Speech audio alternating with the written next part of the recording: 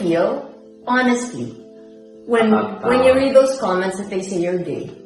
Wala, I don't really feel anything. I just feel like, oh, sige, if you think I'm gay, alright dude. Tahimik si Bimby Aquino Yap, pero ang katahimikan niya ay parang isang malaking kontradiksyon sa mundong kinalakhan niya. Isang mundong maingay, mapanghusga, at walang preno kapag chismis ang usapan. Bata pa lang siya, may desisyon na agad ang publiko kung sino siya, at ano ang dapat niyang maging. Hindi dahil may nagawa siyang mali, kundi dahil sa apelidong dala niya, Aquino. Isang apelidong hindi kailanman naging simple. Lumaki si Bimby na parang may permanenteng spotlight sa ulo. Kahit simpleng kilos, may interpretasyon. Kahit tahimik, may binubuong kwento. Oh my God! I'm so sorry! Hoy! Huwag kang ganyan. Your hands! Huwag mo no. At habang tumatanda siya, mas lalong nagiging agresibo ang mga haka-haka. Isa sa mga pinakamatinding halimbawa nito ay ang issue tungkol sa umano'y pagkakaroon niya ng boyfriend. Pero bago po ang lahat, baka pwedeng palike muna ang video na ito. Isang simpleng click lang, pero malaking tulong yan sa aming mga content creators para makagawa pa ng mga kwentong gaya nito. Maraming salamat po. Sa social media, paulit-ulit itong ibinabato na parang may dapat siyang aminin. May mga post na may malalaking caption, may thumbnails na may red circle, may shocking reveal kuno. Pero kapag sinuri mo, paulit-ulit lang ang parehong pinanggagalingan. Walang ebidensya, walang kumpirmasyon, puro hinala. Noong 2024, kumalat ang isang larawan na nagpapakita raw kay Bimby na may kasamang lalaki sa isang beach. Sa loob lang ng ilang oras, pinaniwalaan ito ng marami na para bang walang duda.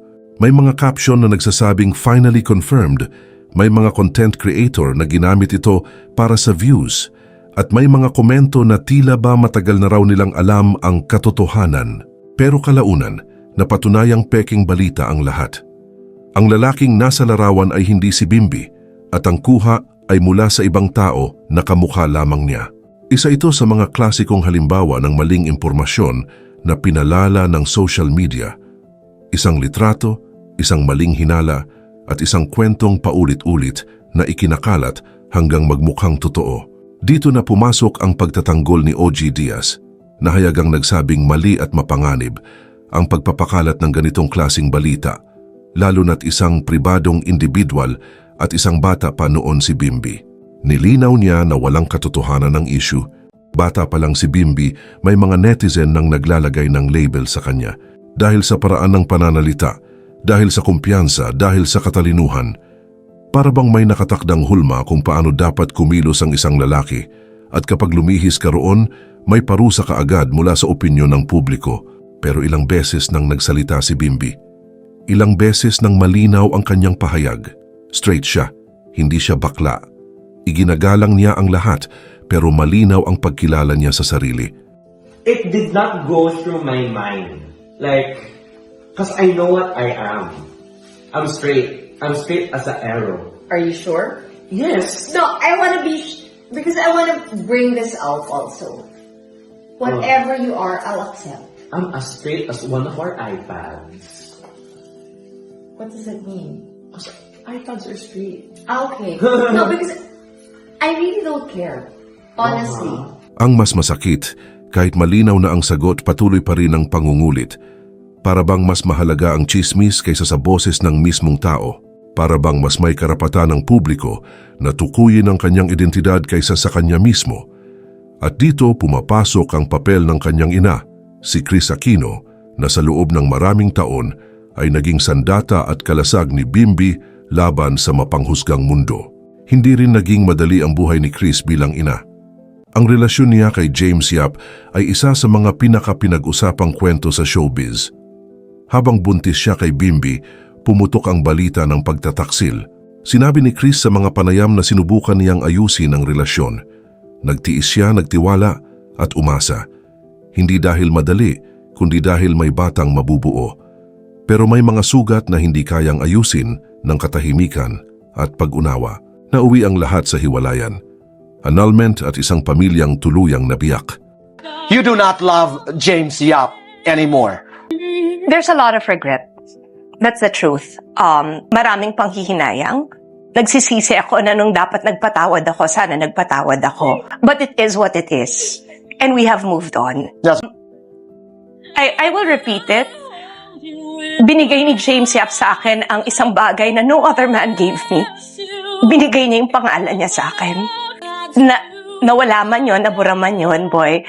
Meron kaming matinding pinagsamahan. The fact that at one point in our lives, we loved each other enough. Lumaki si Bimbi na hindi normal ang setup ng pamilya. May ama siya pero hindi palaging naroon. May pangalan siyang dala pero may kapalit itong bigat. Habang ang ibang bata ay lumalaki sa simpleng alitan sa bahay, si Bimbi ay lumalaki sa gitna ng headline, opinyon at panig-panig na kwento. At dahil dito, mas maaga siyang natutong umunawa kaysa magreklamo. Noong bata pa siya, naging bahagi siya ng showbiz. Hindi lang siya anak ni Chris Aquino. Napatunayan niya ang sarili sa pelikula. May awards, may box office success, at may papuri mula sa industriya. Maraming nagsabi na siguradong magiging malaking artista siya paglaki. Pero habang tumatanda siya, kusa niyang inilayo ang sarili sa kamera. Unti-unti siyang nawala sa eksena. Hindi dahil pinilit, kundi dahil may mas mabigat na dahilan. Dumating ang panahon na mas naging sentro ng buhay nila ang ospital kaysa studio. Ang gamutan ng kanyang ina ay naging bahagi ng kanilang araw-araw. Mga gamot, injections, procedures at walang kasiguraduhan kung kailan magiging maayos ang lahat. Sa murang edad, nakita ni Bimbi ang paghihirap ng kanyang ina. Hindi sa drama sa TV kundi sa totoong buhay. At doon nagsimulang magbago ang kanyang mga prioridad. Ngayong 2025, hindi na lang siya anak. Isa na rin siyang tagapag-alaga. Siya ang night duty, siya ang natutulog sa tabi ng kama ng kanyang ina. Siya ang nagbubuhat kapag hindi na ito makalakad. Siya ang nananatili sa ospital kahit siya mismo ay may sakit. Maraming beses na ring naikwento kung paano niya isinantabi ang sariling pangarap para sa kalagayan ng kanyang ina. Hindi ito eksena sa pelikula. Ito ay responsibilidad na pinasan niya ng tahimik. Sa kabila nito, hindi niya tuluyang isinara ang pinto ng hinaharap. Pagdating sa showbiz, malinaw ang kanyang posisyon. Hindi ito prioridad, pero hindi rin imposible. May mga alok, may mga meeting, may mga taong gustong ibalik siya sa harap ng kamera. May singing lessons, may paghahanda, pero lahat ay nasa tamang oras. Ayaw niyang bumalik para lang masabing aktibo siya. Ayaw niyang bumalik kung hindi buo ang loob niya. Mas malinaw ang kanyang direksyon pagdating sa pag-aaral. Pinili niyang kumuha ng legal management. Hindi ito simpleng desisyon. Para sa kanya, ang batas ay pundasyon. Isang sandata ng kaalaman. Pangarap niyang maging abogado, hindi para magpakitang gilas kundi para magkaroon ng kakayahang ipagtanggol ang sarili at ang iba. Para sa isang taong lumaki sa gitna ng tsismis at intriga, ang batas ay parang proteksyon laban sa kawalan ng hustisya. At syempre, hindi mawawala ang tanong tungkol sa politika. Para sa marami, tila nakatakda na ito sa kanyang kapalaran. Apo ng dating Pangulo, pamangkin ng dating Pangulo, anak ng isang Aquino. Pero para kay Bimbi, hindi ito simpleng mana. Sinabi niya na bukas ang posibilidad, pero hindi siya nagmamadali. Para sa kanya, ang politika ay hindi titulo, kundi serbisyo. Hindi entablado, kundi responsibilidad. Kung papasok man siya sa politika, gusto niyang handa siya, hindi lang academically kundi emotionally. Dahil alam niya ang bigat ng apelyidong dala niya. Alam niya na hindi sapat ang pangalan kung wala kang paninindigan. At alam niya rin na ang mundo ng politika ay mas malupit kaysa showbiz. Sa ngayon, pinili ni Bimbi ang manahimik. Pinili niyang mag-aral, pinili niyang mag-alaga, pinili niyang maghintay. Hindi dahil takot siya, kundi dahil alam niyang hindi minamadali ang mga desisyong may panghabambuhay na epekto. At marahil ito ang pinaka-kontrobersyal sa kanyang kwento. Habang ang mundo ay sabik na sabik siyang lagyan ng label, si Bimbi ay tahimik na hinuhubog ang sarili. Hindi para patunayan ang kahit sino, kundi para sa araw na handa na siyang humarap. Hindi bilang anak ni Chris Aquino, hindi bilang apo ng mga Aquino, kundi bilang isang taong may sariling paninindigan, sariling direksyon at sariling kwento.